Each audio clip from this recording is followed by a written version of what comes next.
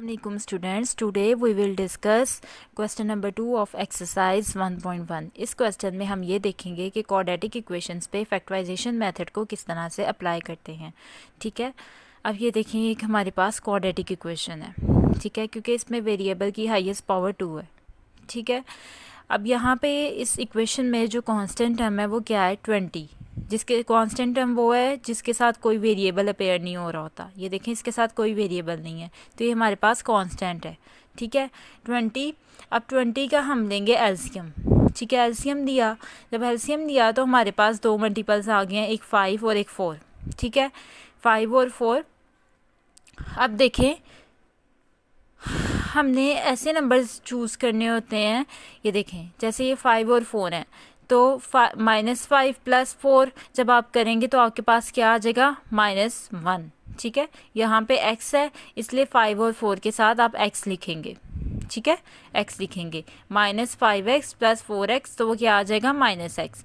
और हाँ, first number पे सबसे पहले आप यहाँ पे 4 भी तो लिख सकते थे, लेकिन नहीं, हमेशा जो ग्रेटेस्ट टर्म होगी, जैसे 5 यहाँ पे बड़ा है 4 से, ठीक है, तो वो पहले आएगा। ठीक है, 5 को आप पहले लिखेंगे और जो साइन यहाँ पे होगा x वाली टर्म के साथ, वो साइन आप लगाएंगे। यहाँ पे माइनस था इसलिए माइनस आया है, और 5 4 से बड़ा है इसलिए 5 को पहले लिखा आपने। ठीक है, अब -5x। अब आपको कैसे पता लगेगा 4 के साथ क्या साइन लगाना है। अगर आप यहाँ पे 4 के साथ माइनस का साइन लगाते हैं तो -5 -4 वो -x नहीं बनेगा आपके पास। ठीक है, -5 -4 आपके पास -9 बनेगा। -5x + 4x करेंगे तो आपके पास -x आ जाएगा। ठीक है, इस तरह के फैक्टर्स बनाने हैं कि उनको आप सॉल्व करें, माइनस करें या प्लस करें तो आपके पास ये टर्म आए। ठीक है, जो यहाँ पे हो x के साथ, तो ये -x आ जाएगा। अब यहाँ पे आप माइनस का साइन भी तो लगा सकते थे, लेकिन यहाँ पे देखें, अगर आप -5x -4x करते हैं तो वो -9x बनेगा, -x नहीं, इसलिए प्लस का साइन लगा है। यहाँ पे तो हमेशा वही साइन लगेगा जो यहाँ पे होगा x के साथ। ठीक है, वो हमेशा यहाँ पे लगेगा। ये वाला जो साइन है ये आपने डिसाइड करना है कि प्लस का लगाएंगे या माइनस का, कि कौन सा साइन आप लगाएंगे तो आपके पास ये टर्म आएगी। ठीक है, अब यहाँ पे देखें, इन दोनों टर्म्स में क्या कॉमन आ रहा है, x कॉमन आ रहा है, और पीछे क्या रह जाएगा, x -5। यहाँ पे देखें 4 कॉमन आ रहा है, 4 कॉमन लें, x -5। अब ये दोनों कॉमन है, इनको एक दफ़ा ही लिखेंगे, x -5 x + 4 = 0। अब x -5 को एक दफ़ा = 0 रखेंगे, एक दफ़ा x + 4 को, यहाँ पे -5 था, = के उस साइड पे जाके +5 हो जाएगा। यहाँ पे +4 था, = के उस साइड पे जाके -4 हो जाएगा। और ये आपके पास सोल्यूशन सेट क्या आ जाएगा, जो x की वैल्यूज़ आएंगी आपके पास। ठीक है, जो इस इक्वेशन के रूट्स आएंगे। तो क्या है सोल्यूशन सेट आपके पास, 5 और -4। इसी तरह ये क्वेश्चन नंबर 2 है। इसमें देखें, इसमें सबसे पहले देखें, 3y² = y × y - 5। y को आपने मल्टीप्लाई करवाया, y² -5y। अब ये वाली टर्म आप इस साइड पे ले आएंगे = के, तो साइन उसके चेंज हो जाएंगे। 3y² - y² 2y² आ गया, प्लस 5y = 0। अब इस टर्म में देखें आपके पास क्या कॉमन आ रहा है, y कॉमन आ रहा है, y कॉमन ले लेंगे तो पीछे लेफ्ट क्या रह जाएगा, 2y + 5 = 0।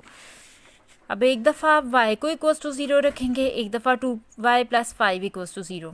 अब y की आपने वैल्यू निकालनी है, इसलिए y वाली टर्म यहाँ पे ही रहेगी, 2y यहाँ पे ही रहेगा। कांस्टेंट टर्म = के उस साइड पे जाके -5 हो जाएगी, यहाँ पे +5 था, = के दूसरी तरफ जाएगा तो -5 हो जाएगा।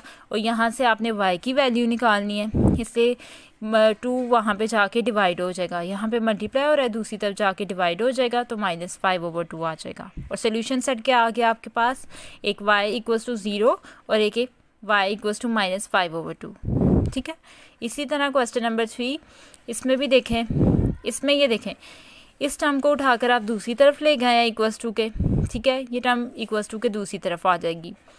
अब यहाँ पे x वाली टर्म को आप दरम्यान में लिख लें, सीक्वेंस से लिखने, अरेंज करके लिखा है, पहले x² वाली टर्म, फिर x वेरिएबल वाली, फिर कांस्टेंट टर्म। ठीक है, अब यहाँ पे देखें x² के साथ भी कांस्टेंट टर्म है, कांस्टेंट अपेयर हो रहा है, तो आपने क्या करना है, इन दोनों को पहले मल्टीप्लाई करना है। 17 को मल्टीप्लाई करेंगे, यहाँ पे देखिए 17 को जब आप मल्टीप्लाई करेंगे 2 से, तो आपके पास आ जाएगा 34। ठीक है, 34 आ जाएगा। 34 - 2 जब आप करेंगे तो आपके पास 32x आ जाएगा।